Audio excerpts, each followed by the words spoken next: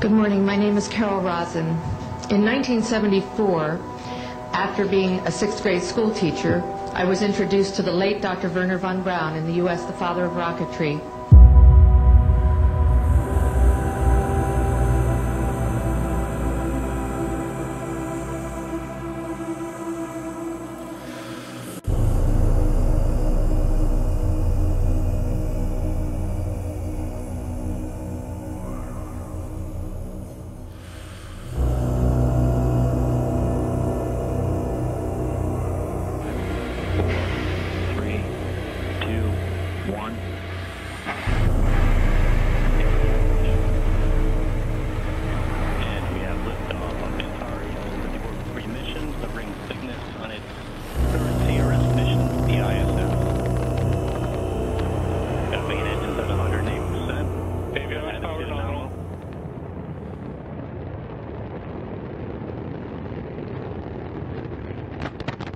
In my first meeting with him, during that first 3.5 hours, he said to me, "Carol, you will stop the weaponization of space."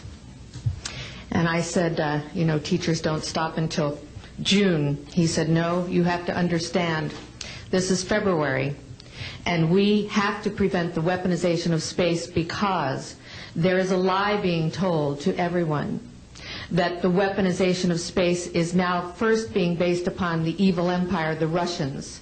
There are many enemies," he said, "against whom we're going to build this space-based weapon system, the first of whom was the Russians, which was existing at that time. Then there would be terrorists. Then there would be third world countries. Now we call them rogue nations or nations of concern. Then there would be asteroids." And then he would repeat to me over and over, "And the last card, the last card, the last card would be the extraterrestrial threat."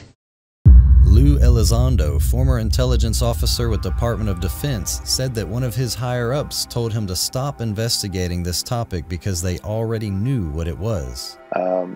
This is a person I respected tremendously, very, very senior person. He's told me, he said, "Lou, I want you to stop doing this." I said, "Okay, sir, I certainly can, but may I ask why?" And he says, "Well, we already know what it is."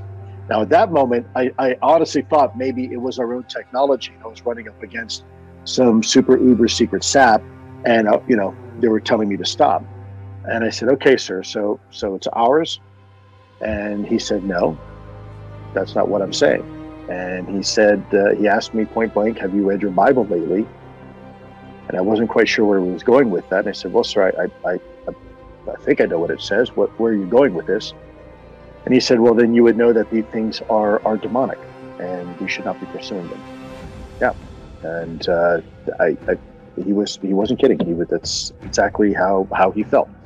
So this is a Pentagon. This is a Department of Defense official saying, "Stop looking at UFOs because they're demonic." Correct.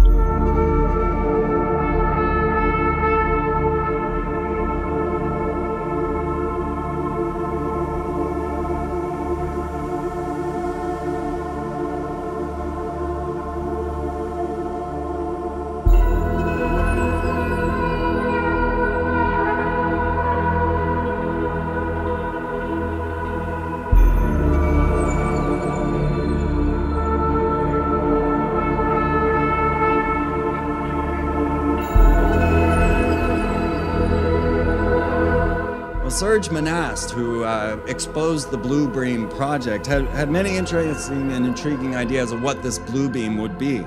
Now, we know about the concepts of projecting a hologram and manipulating the idea of a fake alien invasion, but Serge Monast has taken this to many other levels. He said that part one of this would be to make mankind believe that an alien invasion is about to occur in every major city on Earth to provoke the use of nuclear weapons against nations. He also stated that he wanted that the Illuminati, the New World Order, if we will, needed to make the Christians believe that the rapture was about to occur and that there would be a divine intervention from an alien civilization to rescue all of us Earthlings from the savage and merciless demon. But the final one is the one that struck me, as he said, it would include a mixture of electronic and supernatural forces basically transmitting demons through fiber optic lines and television cables, sending demons to penetrate everyone through our common appliances. So are demons being transmitted to you through your television set? Is this what's coming forward? And when you find out that the Nazi corporation Telefunken, who also created the radio, the FM radio and the modern computer, were the ones that made sure there was a television in everybody's home. It was the Nazis that began all of this. But they didn't create the cathode ray tube. The very television itself, the tube that is used to transmit this message is known as a Crookes tube.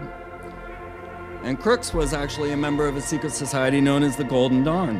And the cathode ray tube was actually a device to communicate with the other side. And the very first symbol, the very first televised symbol, was the Maltese cross, which you're going to find in many of these secret societies, most especially the Nazi Party. A Russian entrepreneur named Ishkov came forward and said that a person with a perfect avatar could live forever, and that people don't want to die. So he showed that, he sent a letter out to all the billionaires around the world to say, hey, you can finance the extension of life up to your own immortality. He's calling his project the Avatar Project, in which he would hope to build a new body for a brain, and then later build a brain interface so that they can create an artificial human brain and a computer environment for your soul to inhabit. And his final goal was to create a holographic body for then you to inhabit.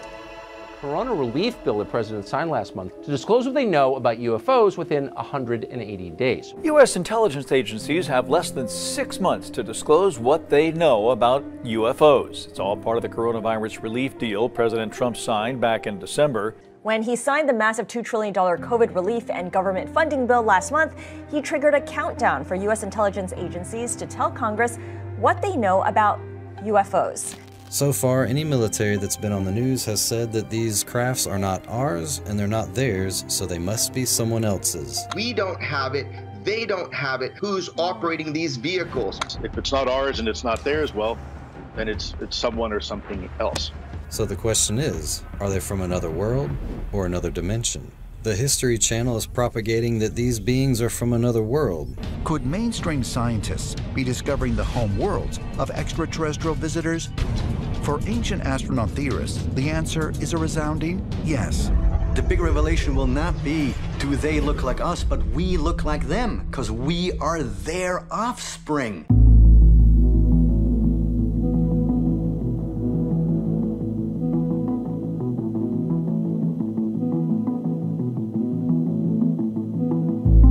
One step further, when we bring this back to science fiction and we have the modern show, The Fringe, which deals with this kind of multi-dimensional reality, and on the other dimension they use this symbol, the FF, or the 66, so consistently showing us the same story.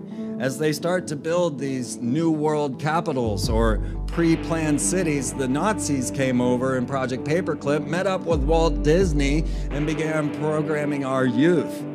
They are still collecting your biometrics to this day. As you go into Disney World, you give them your credit card, your thumbprint, they take your picture and say, have a merry time.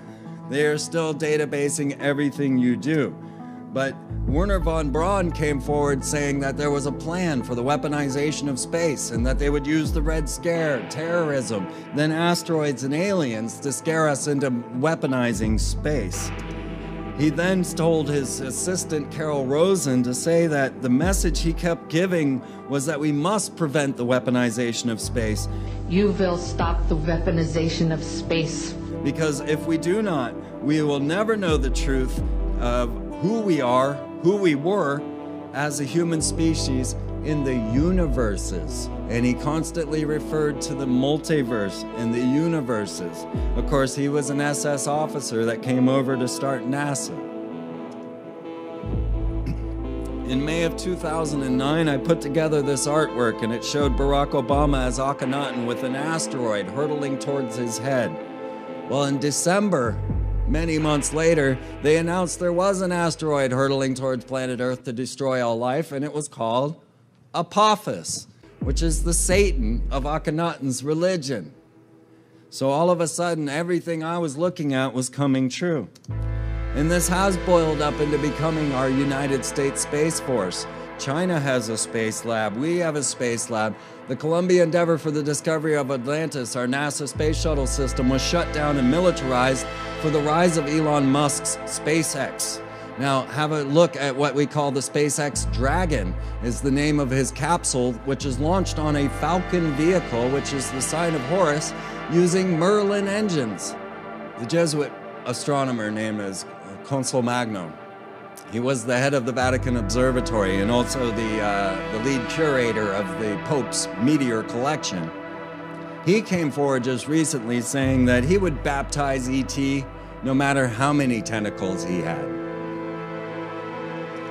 He was followed by Benjamin Funes, another Jesuit priest who was working as the head of the Vatican Astronomy, who came forward and said that aliens are our space brothers and did not suffer original sin. Both of these gentlemen were attached to CERN as they launched the Alpha Magnetic Spectrometer to see the anti-universe. These two Jesuit priests and lead astronomers of the Vatican were the ones that they sent to CERN. The very two that were coming forward and legitimizing the idea of extraterrestrials. And of course, they're using the Lucifer telescope to find these Goldilocks planets, which is the name they've given to a planet that could be inhabited by Earthlings or humanoid beings. This has come even further as NASA announced they had an extraterrestrial ambassador whose name is Linda Rothschild. And of course for the UN, and Maslin Othman, who is the head of the United Nations Office for Outer Space Affairs, who states clinically saying, I am not actually the alien ambassador. But she is. The Royal Society came together. They even brought Henry Markram from the Blue Brain Project and Paul Davies, who wrote Are We Alone, and brought together all the lead thinkers to put together a talk called The Detection of Extraterrestrial Life and the Consequences of Science and Society Today. Legitimizing this over and over again, NASA, the UN, and the Royal Society all coming forward to tell us that ET is real. And I'm constantly left with the question, are they demonic?